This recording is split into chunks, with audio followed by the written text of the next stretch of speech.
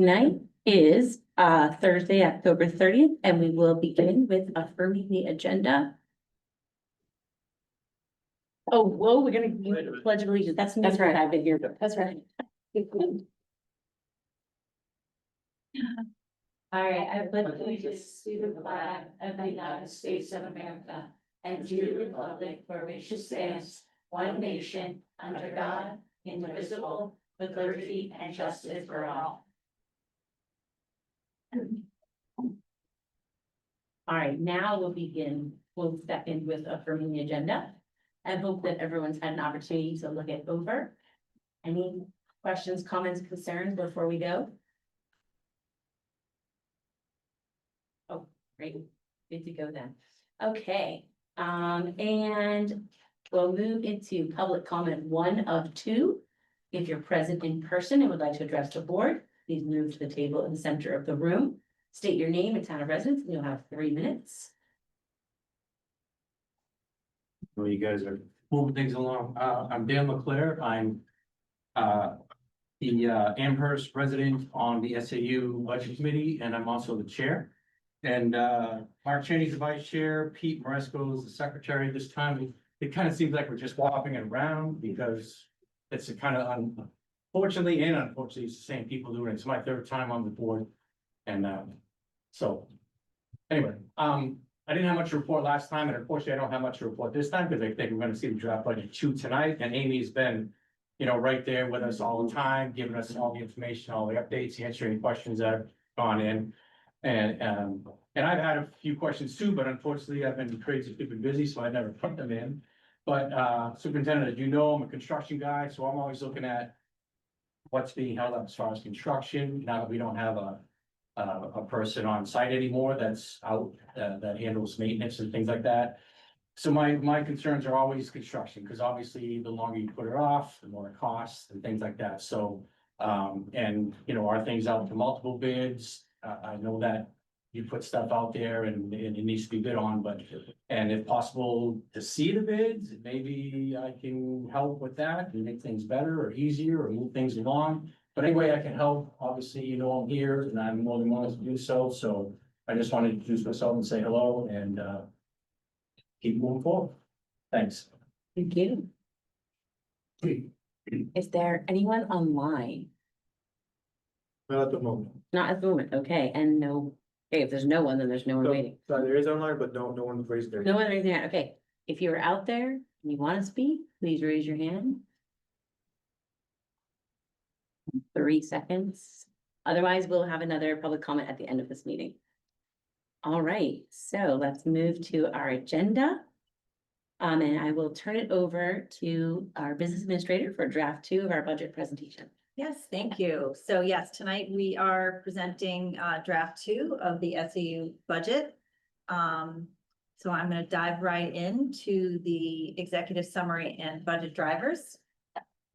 So there have been some changes from draft 1 to draft 2 that are summarized on this slide. The proposed FY27 SAU budget is now an 11.6% increase or $380,147 over the FY26 adopted budget. Health and dental rate increases for FY27 have now been provided to us by Health Trust and are reflected in this budget. Rates were provided by plan and a range from 11.6% to 15.9% increases for the individual plans. Dental insurance increased by 4.4%. So for personnel, there are some proposed changes in personnel from draft 1. The most significant change is the addition of a facilities supervisor to assist the current facilities director in the daily management, maintenance, and operations of all of the SAU 39 buildings, grounds, and equipment.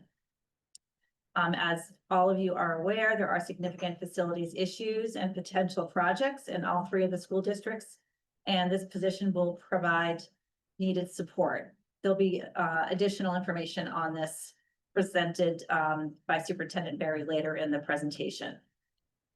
So there are currently 3 trade positions that are budgeted in the Amherst School District and cross-billed to the Souhegan School District and Mount Vernon. And this proposal is for a reallocation of a position from the Amherst School District to the SAU. Having a position included in the SAU budget will provide more equitable service provision and manage the cost sharing of this position to the school districts in accordance with the SAU apportionment formula. Facility staffing at the Amherst School District is under review and will be presented in draft 2. The reallocation of this position would also affect the revenue budget of Amherst, as there's revenue from Sauhegan and Mount Vernon to Amherst that partially offset the cost. And this will also impact the expenditure budgets of Sauhegan and Mount Vernon. Also, as you're aware, there will be a new business administrator next year, and temporary support is included in this budget. This temporary support is budgeted for 14 weeks, 3 days a week. This will not only help the new VA, but also support the business office at its busiest time of year, helping reduce the burden for training, in particular by the budget director and other business office staff. Should the hired VA require less support, the current VA is happy to scale back that support. Next slide. So these next couple of slides, I'm going to turn over to Superintendent Barry to talk through the current FY26 org chart, and then talk about the FY27 org chart and the change that I just spoke about. Yeah, no, thanks, Ms. Facey. So I'd like to just emphasize this is draft 2 of this budget, draft 2 of the round where we'll have 3 more draft 2s, and all the moving parts will make sense as the drafts are, presented. And then we clearly have draft 3 in December. So it's good to start early, and it's good to have these discussions. But I'll emphasize that it is a reallocation. You'll see that as the month of November progresses.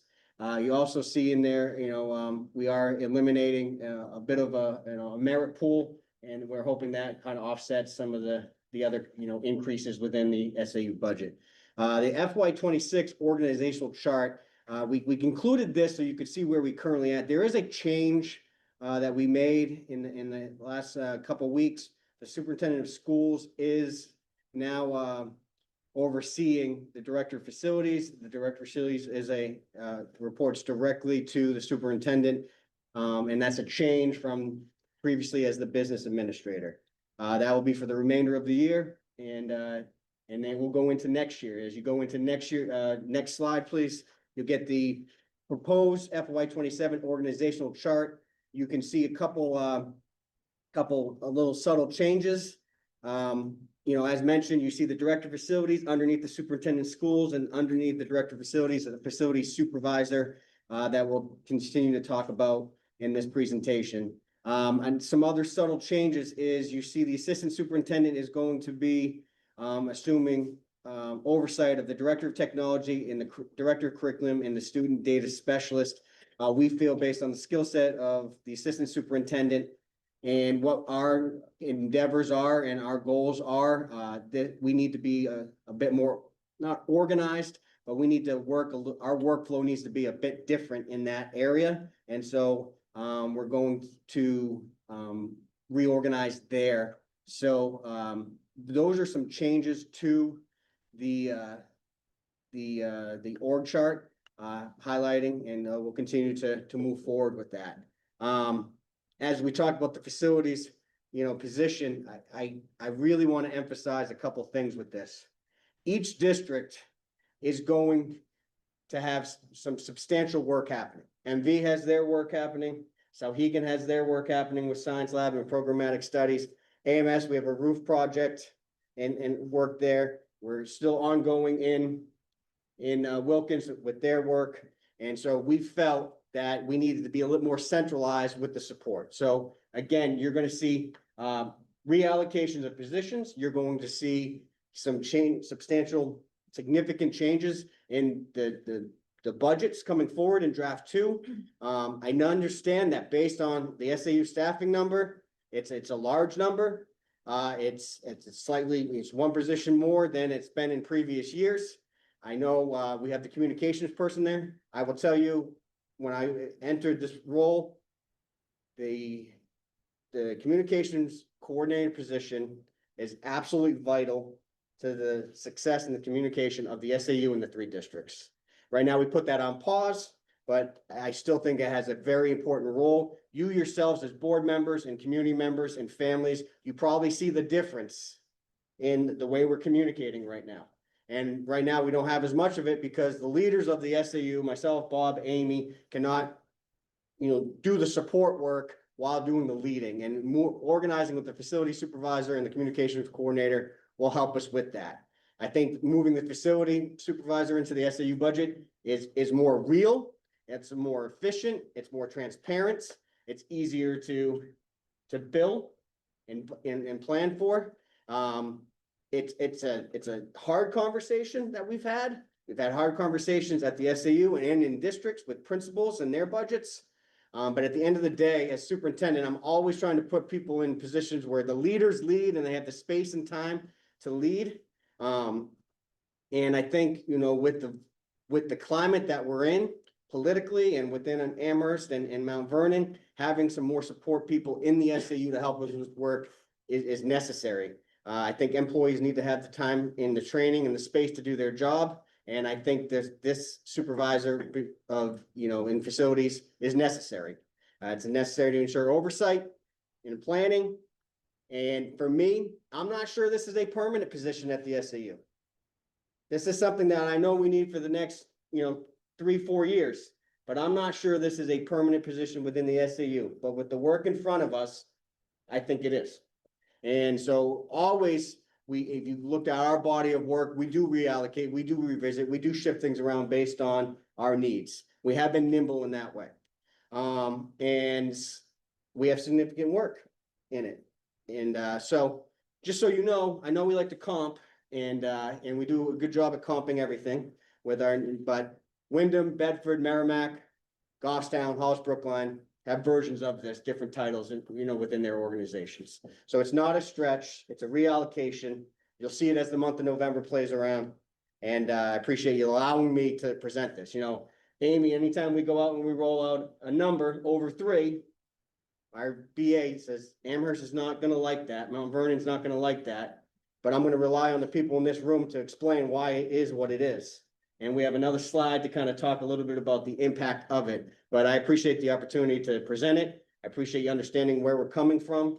And I'll let Ms. Facey continue on. Thank you. So this just provides the staffing history, and it has been updated to include that facility supervisor. So there's an additional FTE.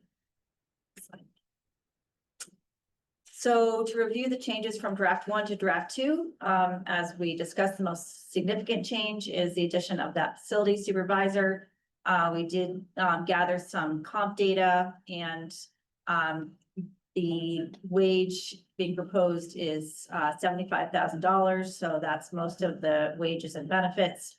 And there's a smaller amount for the temporary support for the new VA. And I've got to talk about that. Yeah, sure. So for me, and I know some people have been in the district for quite some time. Ms. Grunt has some, experience with this. I've already been talking with fellow South Central superintendents. I have grave concerns about filling this position. And so when I talked to my circle, I said, I need a plan A, a plan B, a plan C, and a plan D. Because I will tell you, it varies. There's BAs that are experienced with schools. There's BAs that aren't experienced with schools. There's districts that put this out and bring in consultants to do this work. There's districts in our area that have hired really bright teachers and made them BAs. There's districts that hired assistant principals with backgrounds in business and budget and in accounting and made them BAs. So finding BAs in any district is a challenge. Finding BAs, and the word is out, you do everything 4 times in SAU 39. And we have 3 drafts 4 times.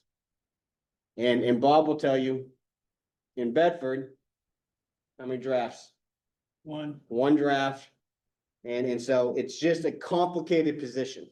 And so having support of the existing BA to ensure that we are in a position where we can be healthy and have the experience and the wisdom available to us is really vital. And I think 14 weeks, 3 days is what we need. If we don't need all of it, we don't need all of it.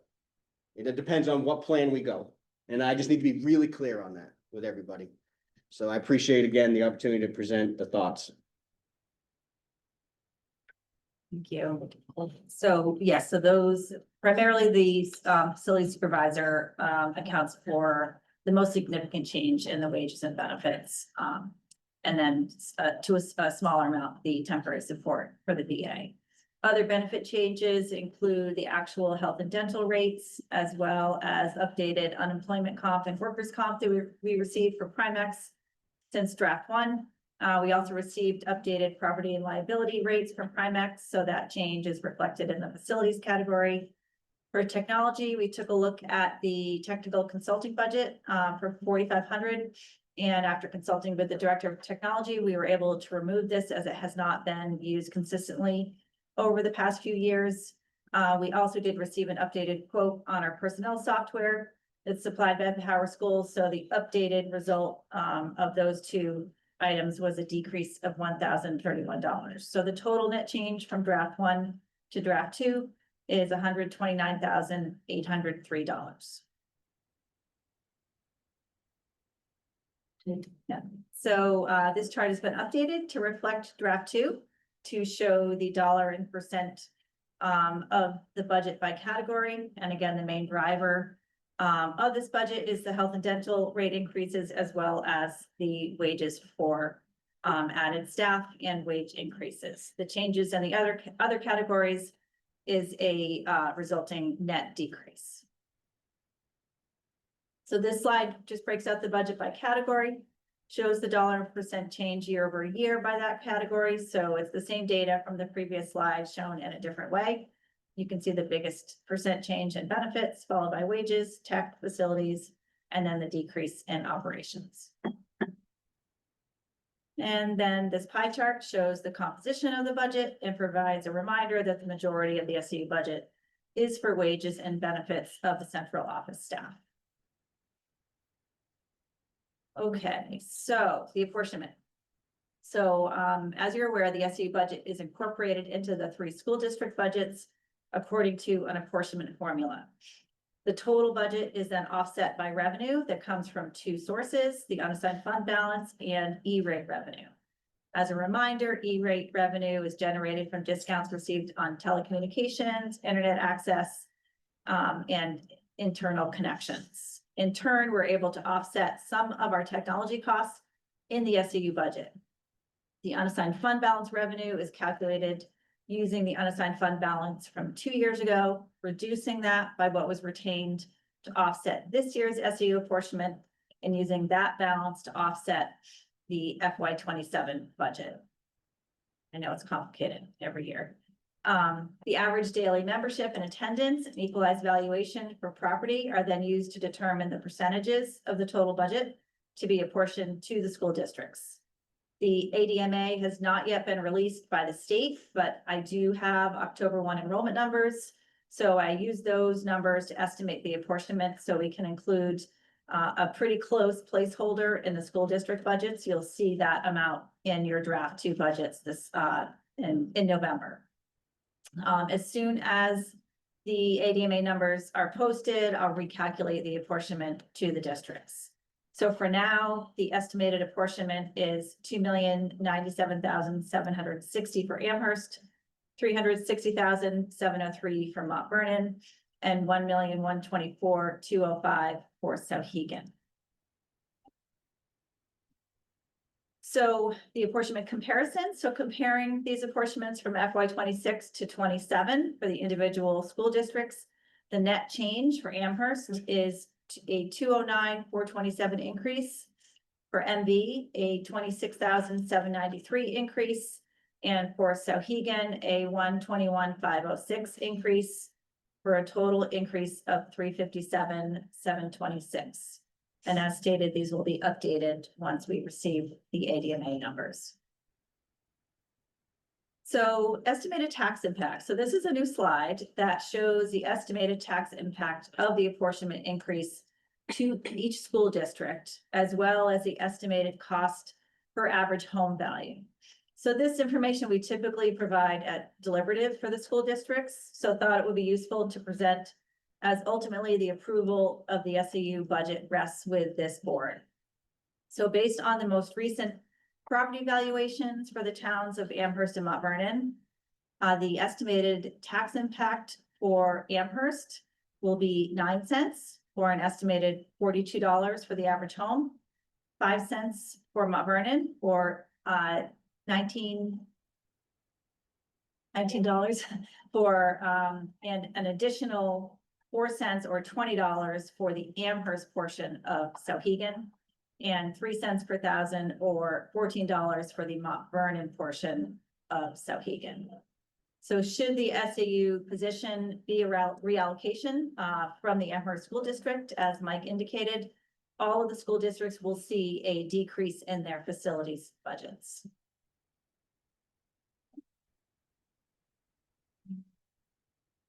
Yeah, so I think just this is the calendar. Yeah. So we're at the calendar. This just shows where we are today and the previous meetings that have been held. And there's another budget committee meeting as well as the public hearing that will be held the beginning of December.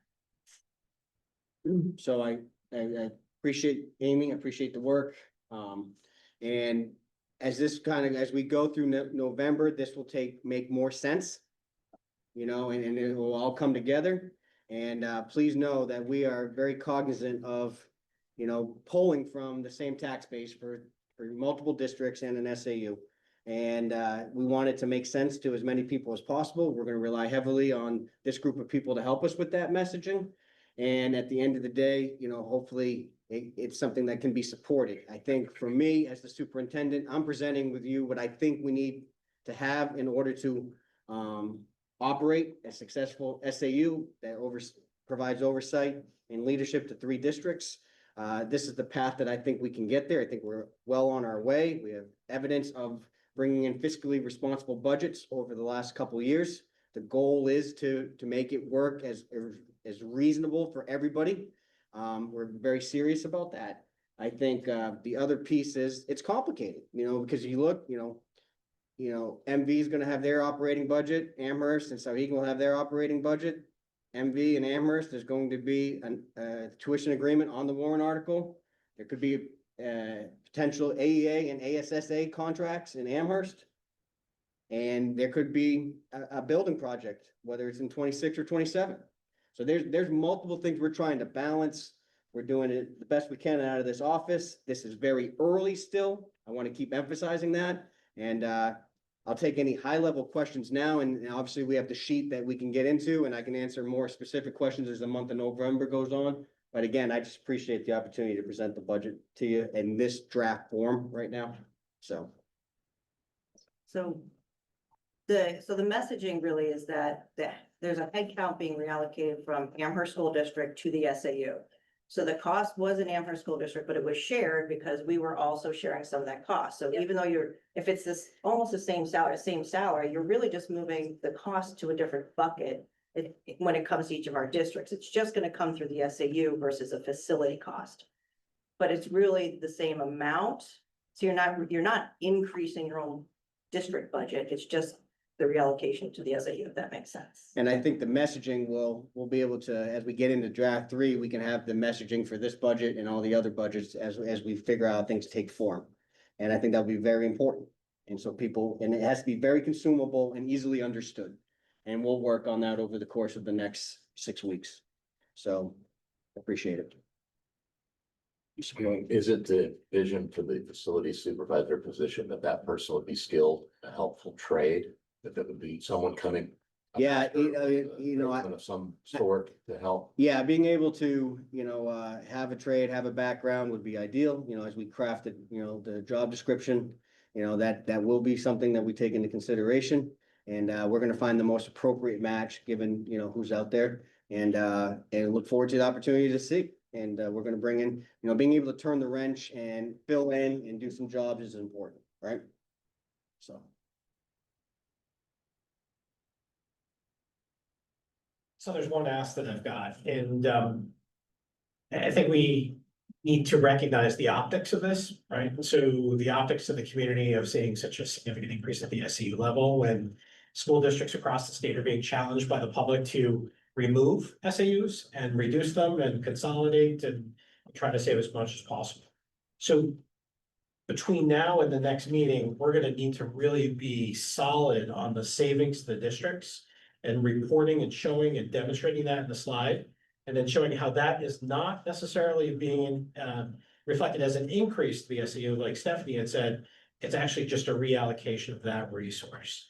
And so we have to actually show on a slide or in some sort of public communication that we're taking $50 from the Amherst School District. We're not necessarily saving that $50, just reassigning it to the SAU because Mount Vernon was paying $10 towards that $50. Sabina is paying $20 towards that $50.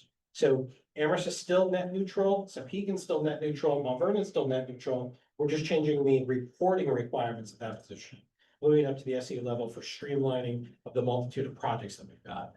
We have to be very clear with that because this body here received an awful lot of negative feedback or pushback from the community over the SAU budget specifically, and more importantly, the personnel and the increases and the decreases. We lost an assistant superintendent over that turmoil, and we reorganized our budget process. So we don't want to lose any of the grace that we've built over the last 3 years with the community by not having that very clear and transparent and out there though.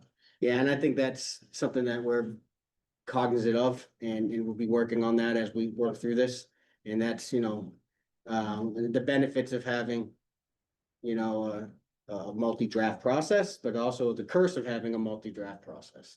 And there's a longer window to have to navigate of public opinion and speculation and people learning at the, about the process at different times. And so we often find ourselves having to communicate way more than other SAUs and districts around the state because we have 3 drafts. And people enter the process and the learning process and the education process of the budget, timeline when it's good for them. So we, and so we'll just continue to be aware of that and any suggestions, and as we move through it, always willing to listen.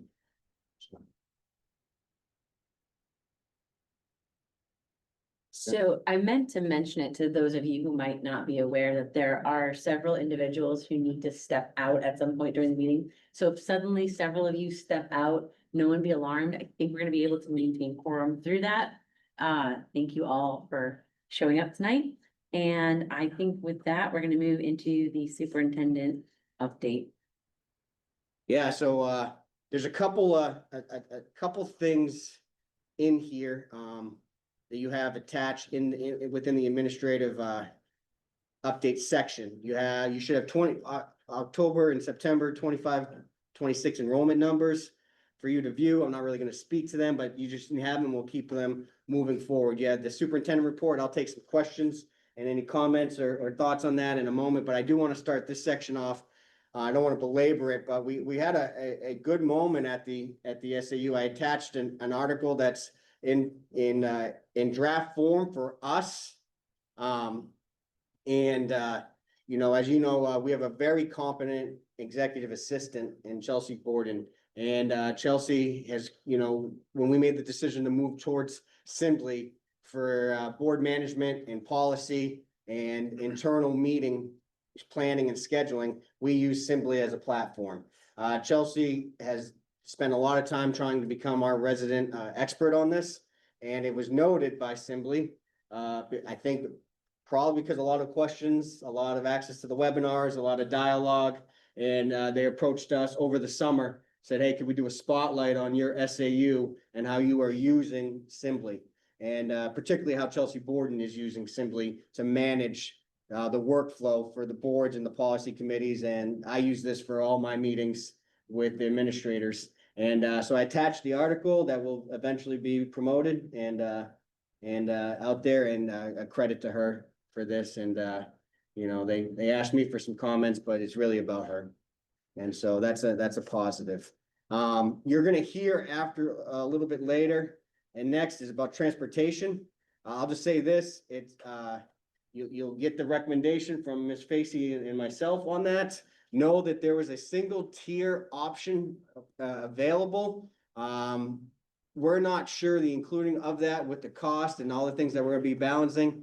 We can always go back to it, but we're not sure this is the year to revisit this, or excuse me, not revisit it, but to consider it. I think there's a bigger conversation around single tier. I think eventually there could be a bigger conversation around start and end times, and do we have a single, neutral time, give or take 10 or 15 minutes. But that's really not where we're going with that. And I know that's come up in a couple conversations. We're not bringing forward that here this evening.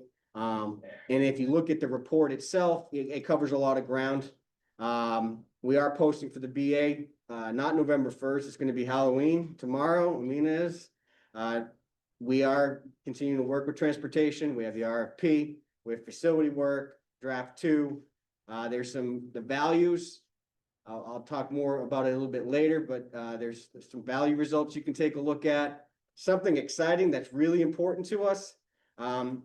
You know, here, if as you work with me, I hope people know that for me, any administrator that we hire at the building level, you have to consider yourself an instructional leader, because pillar 3 of the framework for me is what moves our organizations. We bring in administrators to move adults and partner with adults and make sure all our teachers and staff have the resources they need, and they're supervised and they're evaluated in the highest quality of manner as possible. And so what we put together, as we continue our work here, we put together a professional learning team committee that is led by, facilitated by Elizabeth Charbonneau out of the Sauhegan, and they are going to be discussing, you know, how we can not improve, but make consistent through lines from MV to Amherst to Sauhegan, the supervision evaluation process. And lots of conversation on what that looks like. And so we're very excited about that. They had their first meeting. And then what we included here for this update, we thought it was really important for you guys to get a taste of how the pillars and the framework are being actionized in the buildings around the SAU. And so the principals worked with me and Bob to put this together. And so you get a window in on some of the highlights of their work, and you should be able to see some through lines and some themes. And that's a really good sign from the superintendent when you can see people aligning to the framework, actionizing it, and it's a consistent thing. So that's the superintendent report. I'll take any questions.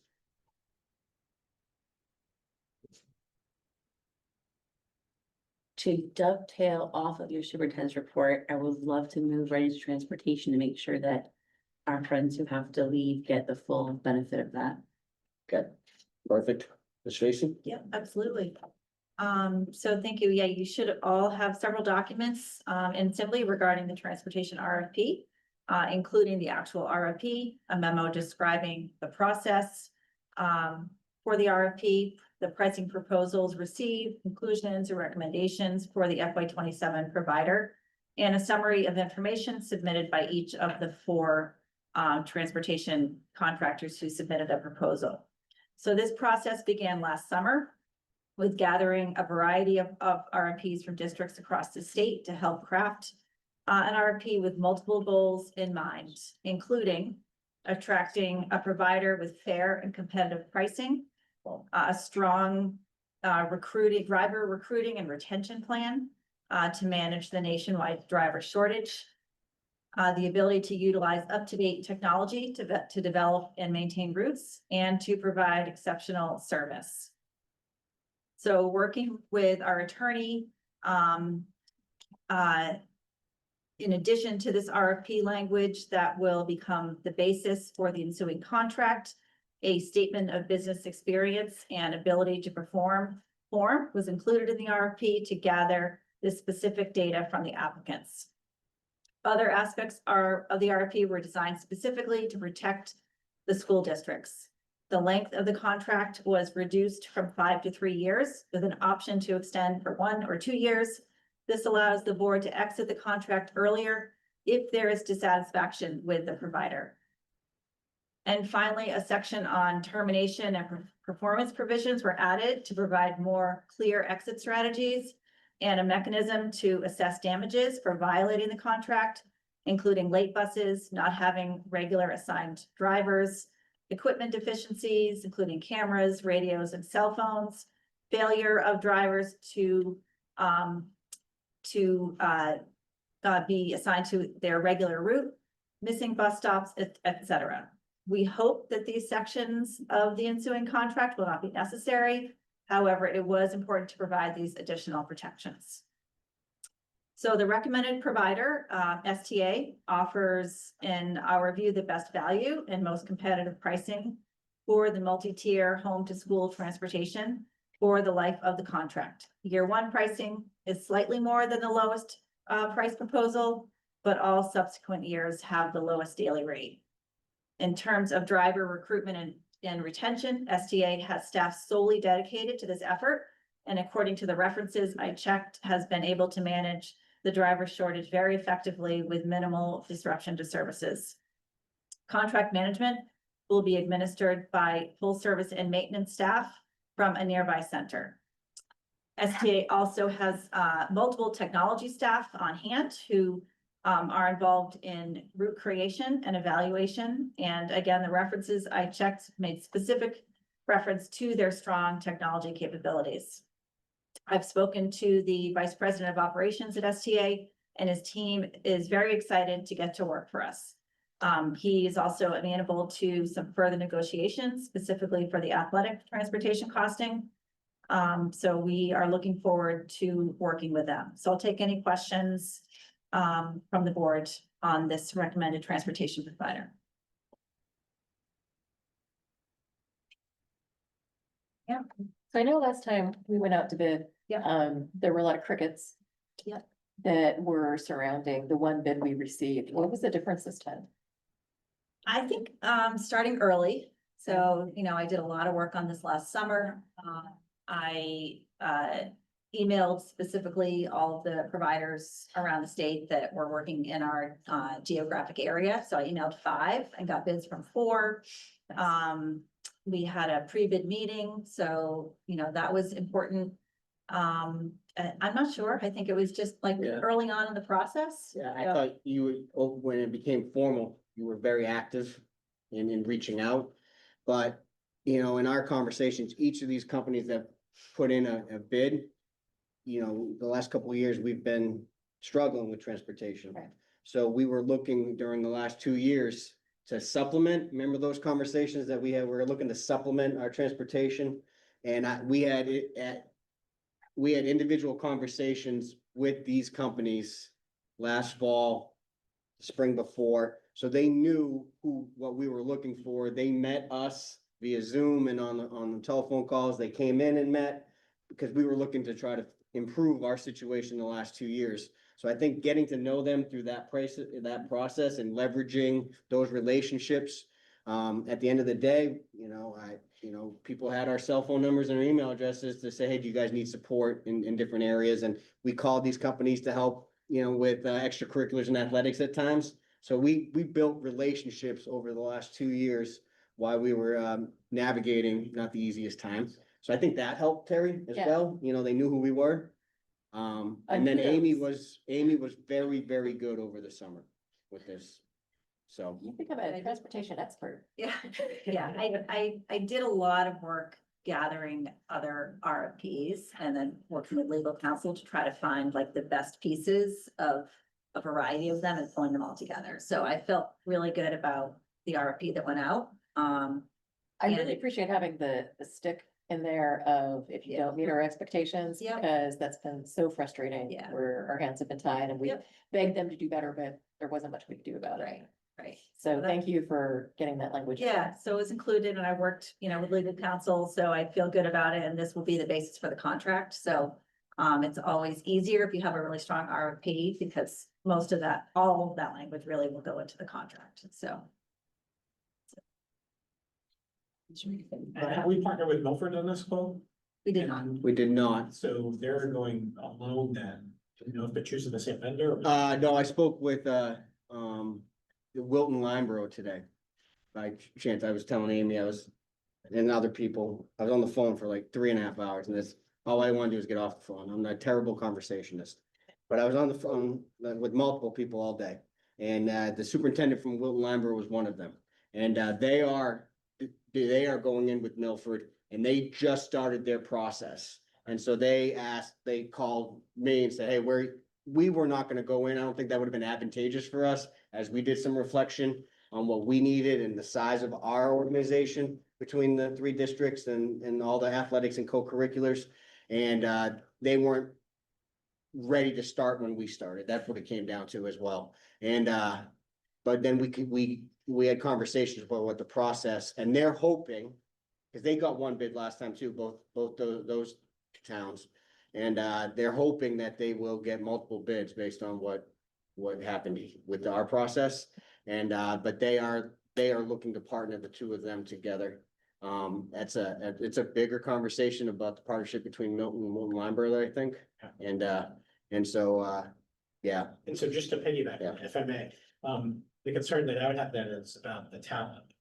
Right, so if we go ahead now, we're going on our own, is STA prepared to go ahead and bid up, you know, wages to attract the talent to come to our buses instead of a different organization? Because if everyone leaves the current setup, like, they're gonna go, which one's better, right? So. I don't so, want them- yeah, I think that was part of the bidding, like, Yeah. some of the other towns that usually are right around us as well. Yeah. And so, I know Goffstown is an STA, and, Bedford. Merrimack. Bedford, Merrimack. So I think they're prepared to take us on. Okay. So that Are they was, gonna be parking the buses on a private lot, or are they gonna be parking them on public? They're gonna set up shop locally for now. And then likely and put up a modular to be able to run operations out. So, yeah. any other questions on transportation? That's the things. Yeah, he asked where I was going, so I just wanted to say thank you for the extra checks on quality, because it's not just price, it's the quality, and we've struggled with that for a while, so I just appreciate that. Yeah, definitely. I'm very happy for changing. Amen. We hoped you would be. Yes, so I'll make a motion to accept the bus transportation contract as written and select STA as our new provider. It's not a contract. Okay, so It's not a contract? No. it is a transportation. Awarding it. Because we don't have the con, we don't have the Yeah. con- It's approve the awarding of the contract. I will make a motion to approve awarding the fiscal year 27-29 optional 2-year extension transportation contract to STA, subject to the final contract approval by the SAU administration. Second. Sorry, that was good. All right, do we have anyone online? Any board members online? No one at the moment. Perfect. Okay, then just checking if we needed a roll call. So any discussion on the motion before we go? Okay, all in favor, say aye. Yes. Oh, yay. Any opposed or abstaining? We do not need the spreadsheet. Thank you, everyone. We have a treasurer's report. Any questions on the treasurer's report? Pretty straightforward. Looks like we are doing well for the SAU, not having any of those problems in other communities. All right, and then on to our consent agenda. We have draft minutes and the policies we read at the meeting on October 2nd. And you need to pull either of those. Okay, then how about a motion? We're really just go. I can see Jim's ready to leave. I'll All make right. a motion to accept the consent agenda. Ms. Graham has made a motion to accept Second. and a second by Mr. O'Keefe. Any discussion? All those in favor? Any opposed or abstaining? Good. All right. And then we have some policies that have been approved by the policy committee. Not sure, who would like to take that? Ms. Capron? Yeah, thanks. So you can see there's 3 policies included. Policy BEDH was revisited at the request of the Amherst School Board after extensive discussion. The policy committee is recommending just a minor adjustment to the language.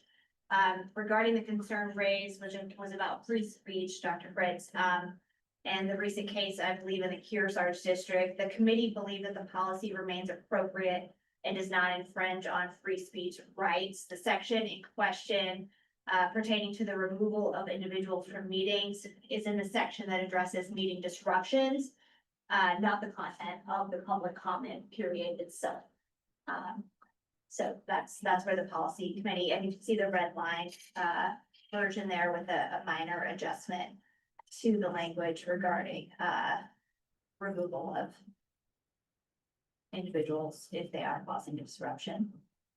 Policy BGAA includes a key addition that allows the policy committee to make minor edits to grammar, formatting, and similar issues without requiring board approval. However, it does require the committee to report these changes at the next board meeting.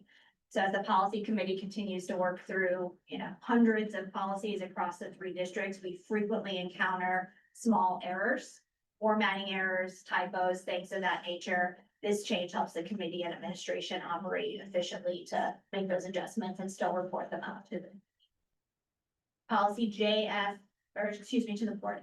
Policy JFAB is not applicable to the SAU board, as it is specific to the individual school district. So this is a preview, and you'll see this policy presented at your respective district board meetings.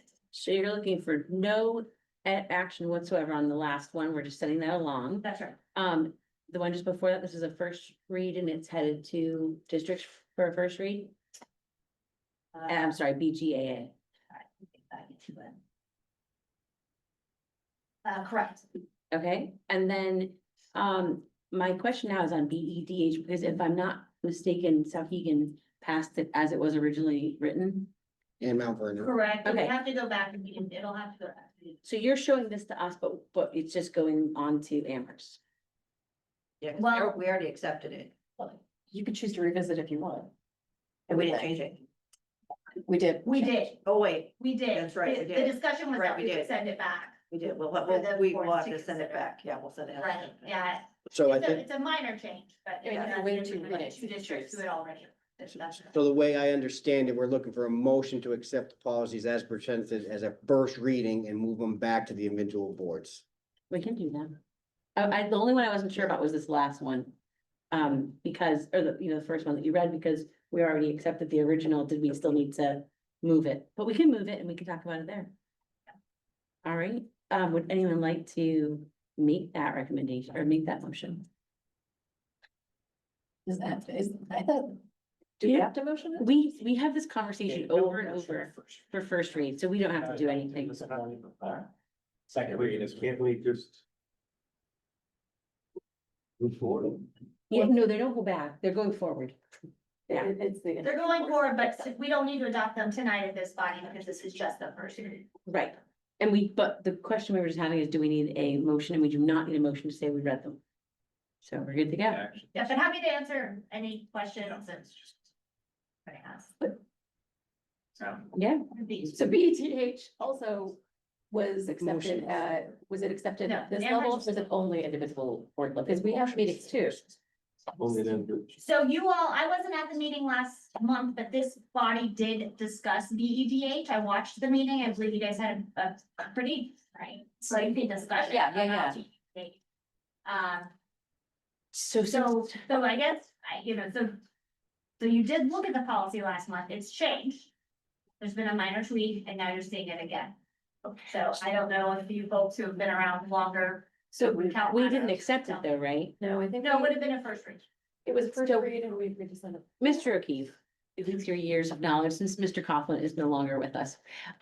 If a policy came here for a first read and it went back and if there are, Yeah, it's a first read. Five, It's a so the first read again, completely new policy, so right? we will see this again, please, in December. The reason why you do a first read and a second read is to warn the public of the new policy. Read it, put it into the minutes, allow the public to then go ahead and digest it, and then come and potentially bring their feedback at our second meeting. to then say, yeah, we're gonna adopt that feedback, send it back to policy committee to do so. If there is no feedback, or if we wanna, adopt it as presented, that's when you make a motion to adopt the policy as written, and then it becomes our official policy. Alright, so today will be our new first read for that one. It's a good question. And anything else you want to talk about before they go to your individual boards? Okay, It's the purpose of. Reminder why I think it's important. to- yeah, so with BEDH, Dr. Fritz is going to comment a bit here, so we can think about this over the next month. Just I know I'm in minority now, but the reason that I think this is a bad policy is because I also don't like the idea of people giving negative speeches in public meetings, but people that are so prone to come to a government body and to complain in a way that's inappropriate. If you tell them they can't even do that, where do they go? What is their next action? I'd much rather live in a society where people are coming to adult government meetings and giving irrational speeches that I don't like than be bottled up and have to resort to other actions. So I completely can tolerate a 3-minute presentation on almost anything. And I hate to say it, but that's part of the burden of being elected. So I think this is a bad policy and I don't want to support it. So one of the pieces we're talking about is that no one's stopping anybody from coming and saying something they don't like. It's when it becomes disruptive and they keep going and it becomes combative, then you can say, okay, we're gonna ask you to stop right now. And the other piece so that would be the chair can first start. And if the chair can always be overridden by the board. They can always say, nope, we want to hear what they have to say, and they can take a vote and override the board chair. So there's nothing that says we're not stopping, there's nothing saying we're gonna stop somebody from being able to say anything negative. It's just to the point where it becomes so disruptive, enough's enough. That's the only piece, that's why we left it in there. No one's asking anyone to stop coming and saying what they need to say.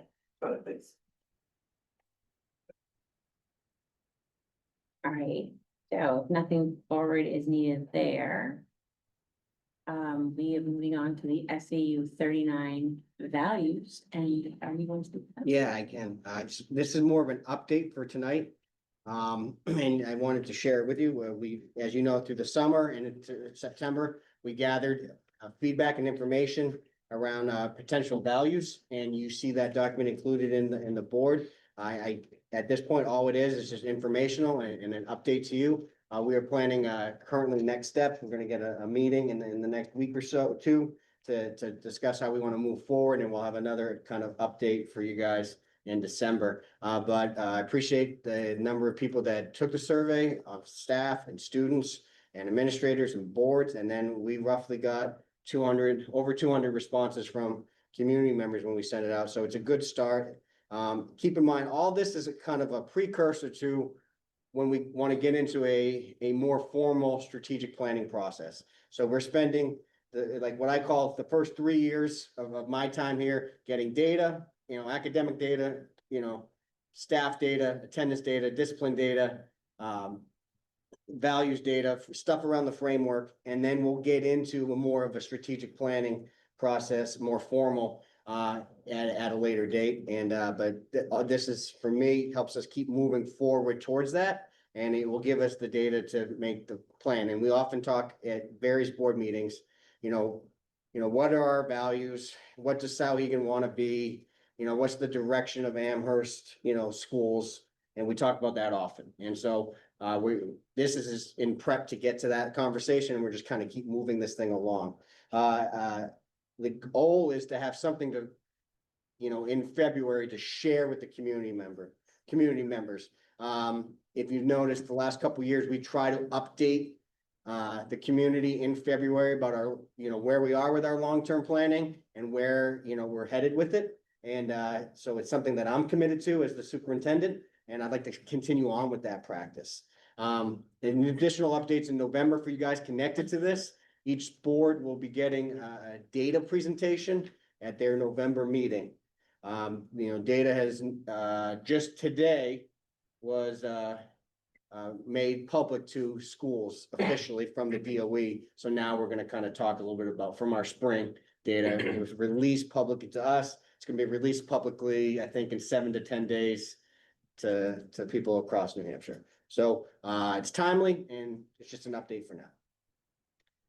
If you haven't gotten to take a minute to look at it yet, I think it's really interesting to see the culture of each area and then the community versus SAU staff. So, anyway, take a minute to look at that. And like Mike said, that's gonna be the focus of our next, long-term planning committee. So, yeah. This, how do you reconcile differences in priorities from different stakeholder groups? And I'll just give you one example.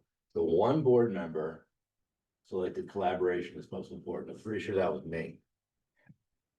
Very low value at the board level based on this data. Very highly valued by students and staff in all school buildings. So there's a disconnect between stakeholder groups.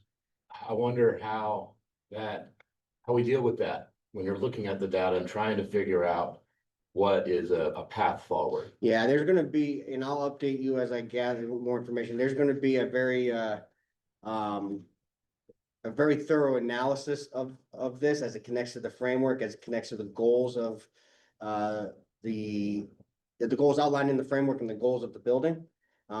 And so you're gonna see that analysis and that process taking place over December and January. More to come on that.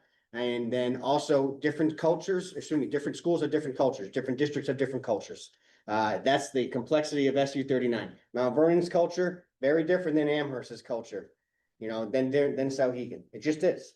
Community, if you look at the community, what did they value? And I think I had a couple conversations with a couple board members. You look at safety and then student achievement. You look at staff, students, respect, collaboration. So it's just different, where they're at on this journey in their education and their roles, Board members have different perspectives than teachers. Teachers have different perspectives than kids. And it's our job to analyze that, to kind of figure out as an SAU, what do we want to do? And then there's going to be conversation of what's it look like in Amherst, in Mount Vernon, in Sauhegan. Just like we asked the schools to align to the framework, we're gonna ask the districts to align to the values. And that process could have eventually look different. Looks different in Sauhegan, looks different in Amherst, looks different in MV. That's why we're gonna go through that process. It's not gonna be clean, it's very muddy. And people are just gonna have to be patient, because when you're trying to take three places with very different cultures, different sizes, and put them under engage, challenge, and support. And that's why the framework was so important to operationalize that, because for me, the framework is undeniable. You can't talk about schools without student learning. Can't talk about schools without caring for the whole student. Can't talk about schools without people getting better at their craft. Can't talk about schools without partnership. So there will be a thorough analysis of this, and more to come, but I need to talk to that subcommittee first before I share a ton of ideas, because I haven't vetted it through them yet, so. from there.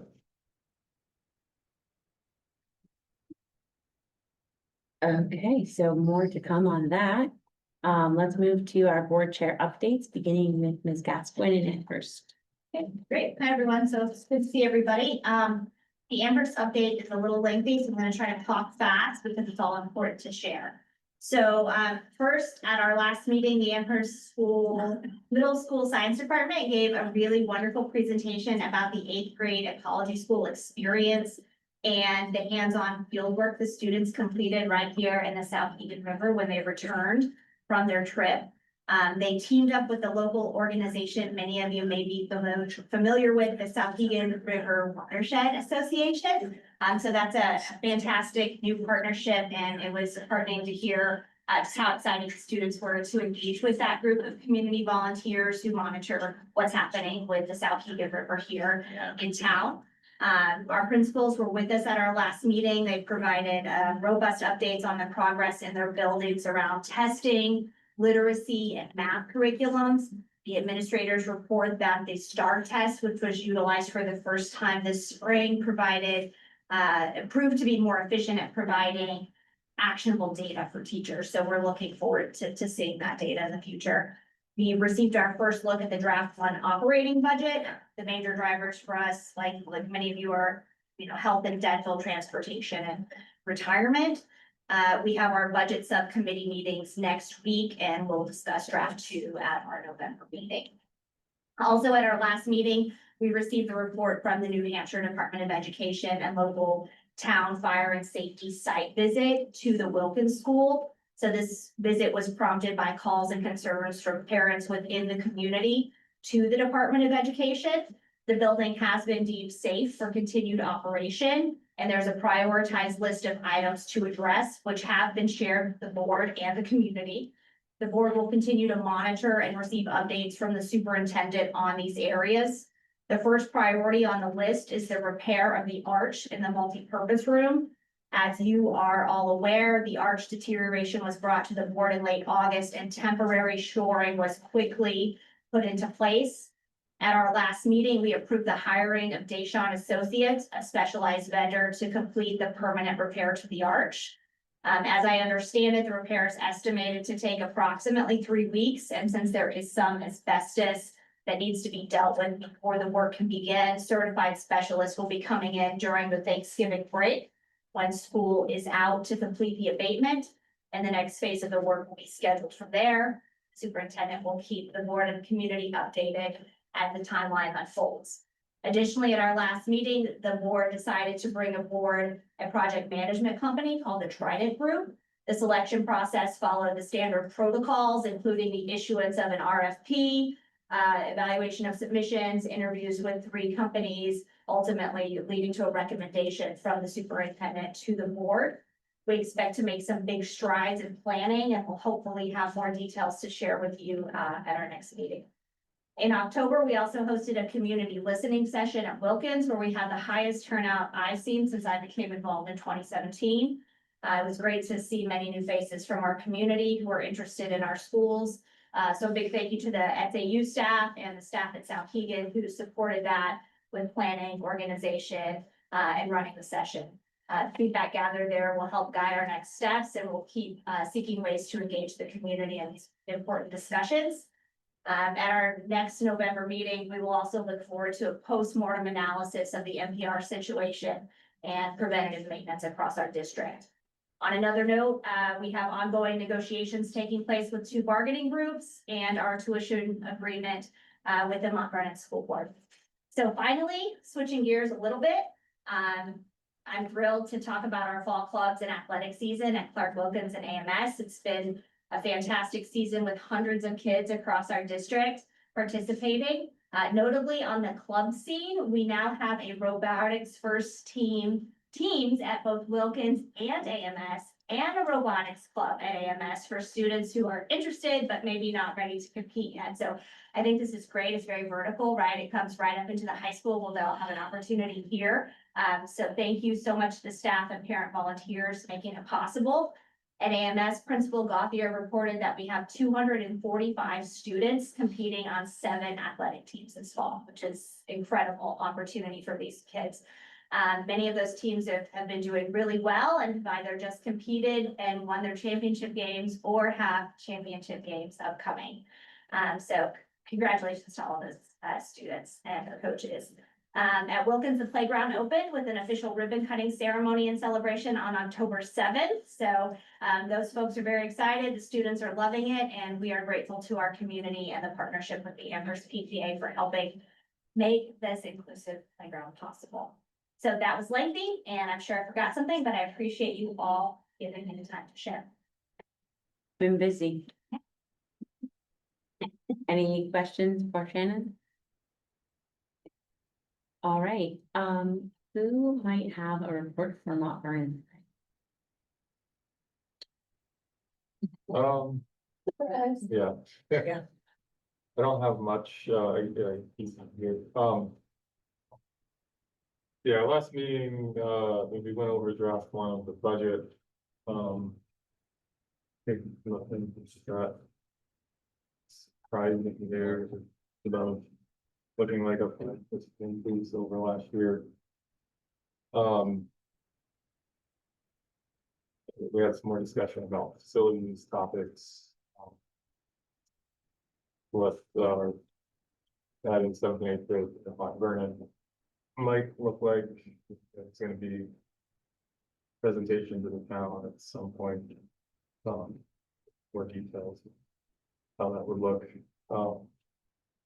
And we are in the middle of renegotiating the tuition agreement with Amherst Middle School. And we had a meeting on Tuesday this week and that went well. I think find some towns. Those are the main things. Yeah, no, I think that covers it. And flag football, virtually the entire Yeah. school plays flag football at Mount Yeah. Vernon. Yes, and Mr. Leclerc is the quarterback, maybe for both, every team that exists there. And, no, I think, it's a lot of good things happening up in MV, so appreciate Leaf jumping in. That was last minute. Yeah. So, Great job. not easy. And for Sauhegan, Ms. Grunt?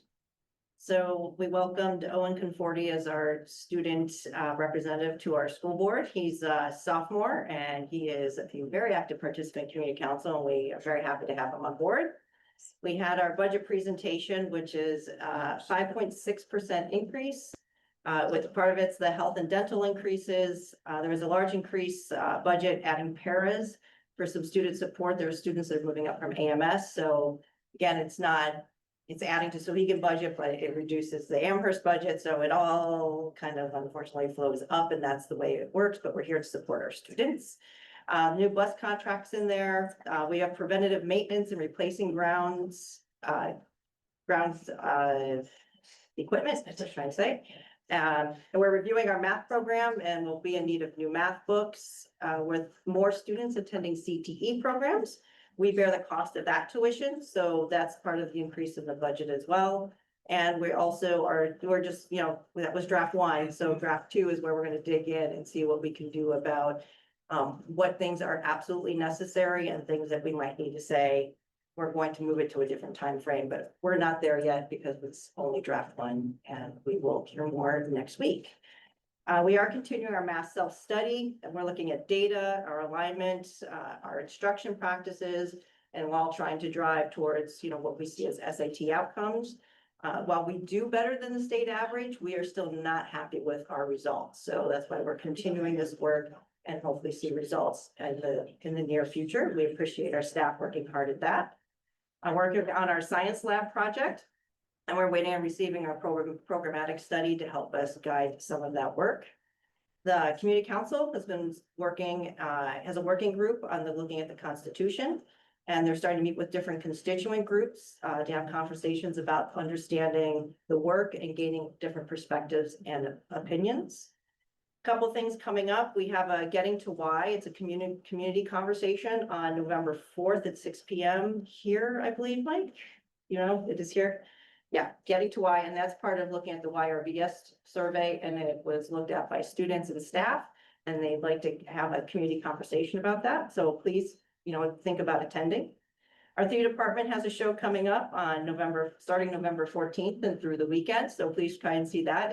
The title is what is it? It's about Robin Hood. Do you remember this? Do you remember the title, Shannon? I think it's like the true tale Of Robin Hood? of Yeah, something about Robin. it's supposed to be very funny and Almost true. The almost true. Thank you very much, Brian. The almost true, yes. But please, looking at attending that should be fun. We're really excited. Our sports teams are doing well. The boys and girls cross-country teams moving on to meet the champions. The girls field hockey is moving on to semifinals. The golf team was Division II runner-up. Football doing really well. See tonight's senior night. That's why you see some people coming out. So they're honoring all the seniors on football, pep band, and the cheerleading squad. And the last thing, our next meeting for Sauhegan next week will take place in Mount Vernon. So if you plan on attending in person, please come up there. And just a reminder to all our school board members as well. Thank you. I just put that one on my calendar. All right, any questions? Let's move on to committee updates. We've heard from policy, but is there anything else, Ms. Gaspin, coming down the pipeline that you want to talk about? Yeah, no. Okay, the Brick School Maintenance and Improvement Committee did attempt to meet. We did meet. It was Shannon and me. And we will, and we had Collins too, yes. What, you would call in too, I right? called in. Yeah, so I think we were all represented then. Great job. Good job, everybody. And the only thing we have major in front of us is the handicap ramp that we've all voted for. So we're just in talks again with the original bidder that we do really like. And if you have anything else to add about that, Yeah, I actually have the information I just got today on Oh, that. great. So I haven't really been able to dive into it, but. so we we'll- should have more coming Yes. for you all. Yep, We're looking for a spring and summer, yeah, Yep. still on schedule. yep, It's a highly requested item. Every time I see I one know. person, it's put up. yeah, It is highly requested. yeah, Watch out for me So- because I go around the building thinking, where could we put the elevator now? yeah. I on that for the draft 3 SAU budget presentation, so. It will be a low budget elevator. I'll just stand with a rope in it. Don't wait. We can go that if we put people in it. All right, long-term planning, we will plan to meet before we see you all again in December. Facilities communication group, we don't report to you exactly, but I'll say that we did meet tonight. A small brave handful of us with Steve Chamberlain, and you should be expecting updates in your individual board meetings. Unless someone has a burning question tonight. Okay, great. Wellness committee, have you met? No activity. Okay, RSEC. It didn't meet. We were, No, the location was far, it was, and it looked like people were bailing from that meeting well, in the last 24 we hours. agreed to having it as like a workshop, but then everybody got busy and. Yeah, we so it didn't meet. happen. So, And I wouldn't have been one. It Who fell could not apart make it. last second. Professional development committee. We haven't, Not yet. okay, There's plans, but not yet. We just, we have educator effectiveness. It's an internal committee of us as one of the committees that we met over the summer. And we're continuing that work. Out of that work, you're gonna probably see a PV, strand coming off of that. And so more to come. Bob's gonna be involved with that with Liz Cannon and myself. So more to come as we get into the year. and then unless there's a update from the manifest signers. You know what? One thing I will say is I want to just thank your entire team because I do both. And sometimes I'm like, wait, what is that? And I'm able to just quickly pull it up and there's enough information in each of them that I'm able to quickly, like, I rarely have to ask an additional question because there's enough information there to really go, oh, okay, that makes sense. Yeah. And so I was just going through some today and there were a few that I was like, I have not heard of, what is that one? So I do look, Good. but, Yeah, we try I, to make sure our descriptions on the POs are complete and, all the information is there on the invoices and. it's super So helpful. it's pretty easy to follow, so. But no, it is pretty seamless, so thank And- you. Yeah. And I was able to train Melissa, Yeah. this week to be manifest signer for Mount Vernon, so Exciting. she's up and running. So thank you. It's a fun gig now. It didn't used to be. It used to be a manual where you'd get like the thing and then you'd have to hand off and it's a whole thing. Oh, I would have been so bad at that. To learn like how things work and where things go. Oh, yeah, no, So it's a fun gig. It's On a our end. It's a good way to learn too what your district does. Yeah. Okay, so that's the end of community updates unless we have missed one. Okay, and then, so board correspondence, I'm not aware of any other than the multitude of, proud parents of seniors at Sauhegan on our, board. So, congratulations out there to all of you who are honored tonight in senior night. And thank you so much to your parents for splitting their time with us as well. Okay, and there's no need for personnel tonight. Any future business anyone would like to request? I just got a comment, we were talking about it this week. We are just in 8 weeks of the school year. And the amount, I've said this at Amherst, but it applies to the Sauhegan board and the Mount Vernon board. The amount of work that is being done by the board members in SAU 39 is pretty impressive. At times, I'm not sure it's the healthiest way to work, but the amount of work that's being done, the amount of ground that's being covered, the amount of topics that are being addressed, the things that we're trying to do on behalf of our students and families and kids. we're the ones kind of facilitating a lot of those conversations and responding to things. I think you just need a little bit of credit and we talk about it.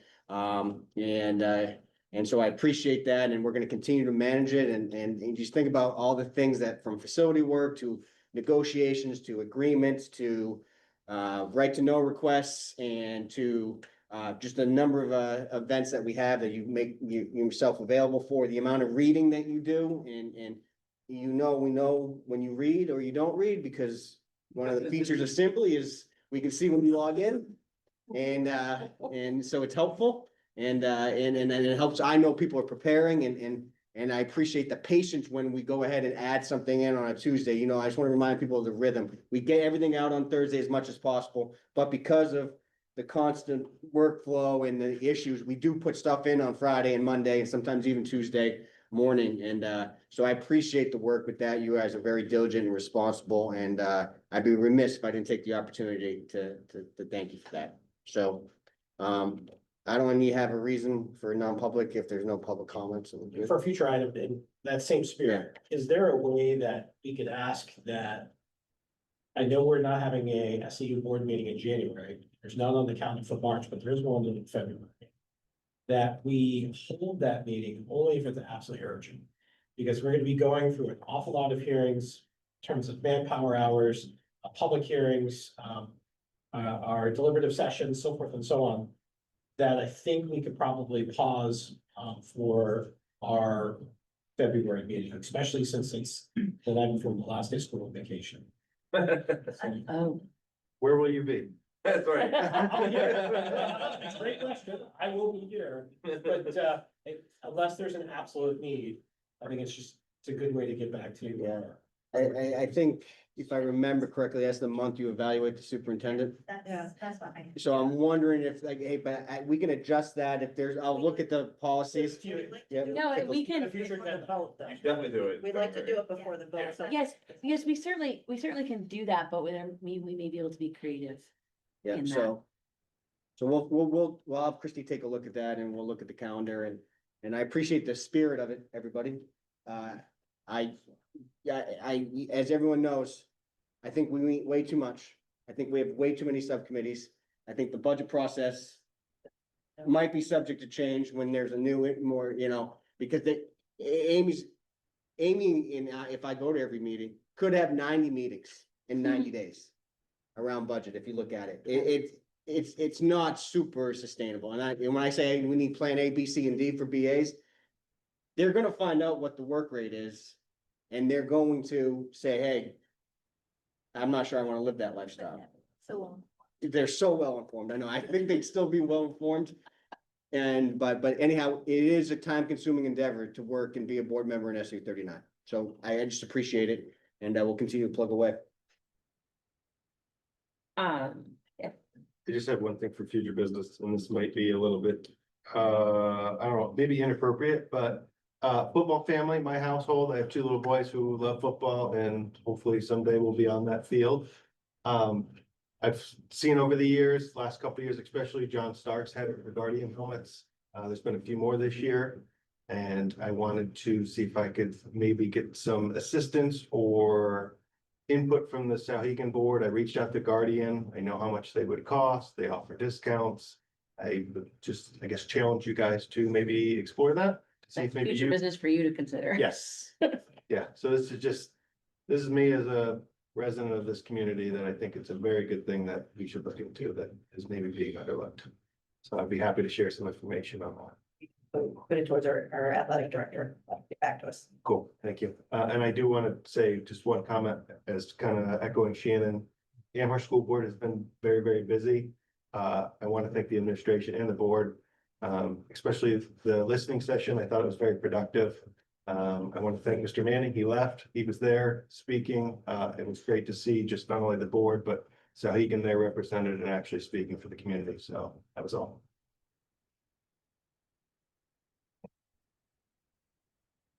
Make a motion to adjourn. Oh, we have public comment. Oh, great. I know it's not debatable, but could you please pull it back? I rescind my motion. Okay, Moving along in that spirit, though, we do have two members of the public. Are either of you interested in addressing us? Oh, good thing. All right, and is there anyone online who is raising their hand, interested in speaking to the board? Okay, Ms. Gascoigne? Yeah. I'll make a motion to adjourn with apologies to the. Is there a second? Seconded by Brian Gould. Whenever this is quick. All in favor? Any opposed or abstaining? There is no need for non-public, but Amherst, sorry, you can't leave.